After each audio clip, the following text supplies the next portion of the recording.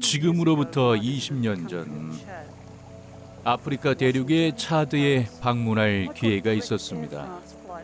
워싱턴에서 파리를 거쳐 차드의 수도인 은자메나에 도착했었죠.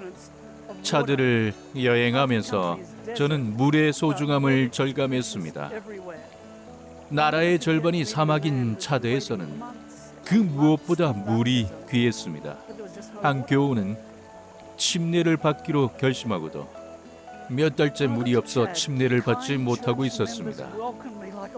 차드의 형제 자매들은 절 마치 오랜만에 다시 만난 친구처럼 반가이 맞아주었습니다.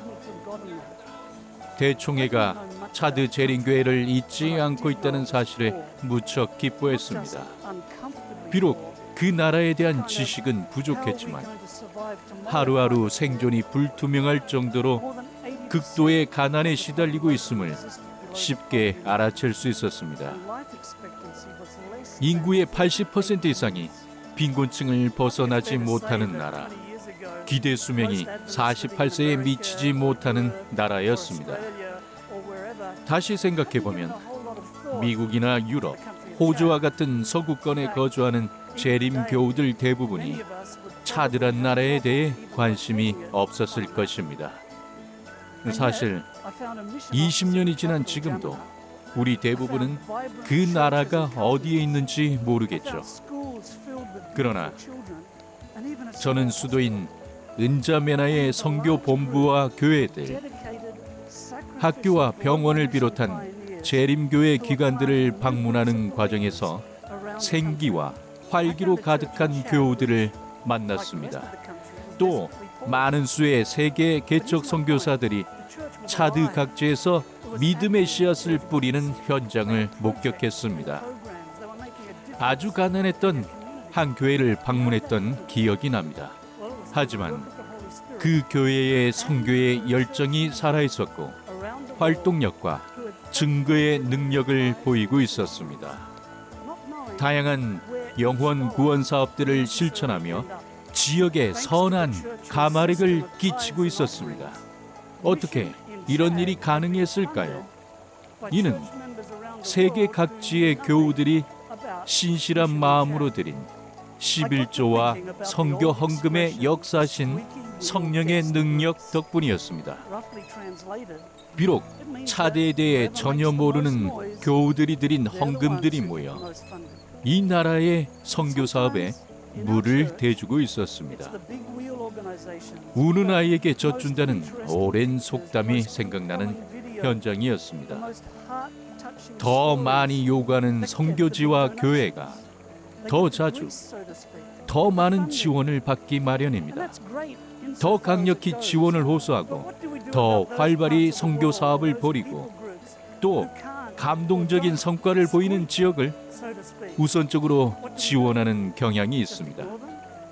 하지만 우리의 도움이 절실한데도 소리내어 호소하지 못하는 선교지는 어떻게 알아챌 수 있을까요?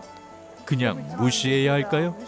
교회의 정기적이고 체계적인 헌금 제도, 즉 청지기 제도는 마치 강물과도 같습니다. 우리가 매주 드리는 작은 헌금은 한 방울 한 방울 모이게 되고 마른 땅에 생명과 소망을 일으키는 큰 강물이 되어 낮은 곳으로 흘러가게 됩니다. 교회는 성도 여러분이 잘 알지 못하고 들어본 적 없는 지구 저편의 교회도 지원하고 있습니다.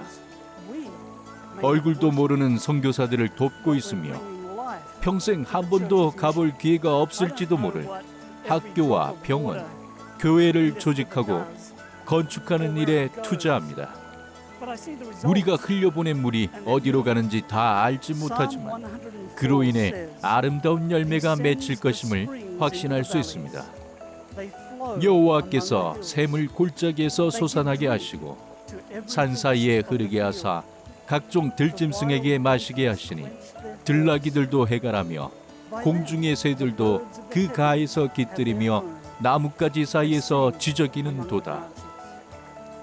우리 각자가 드린 헌금이 생명의 강을 이루고 세계 각지에 흘러 마르고 갈라진 땅을 적시고 있습니다.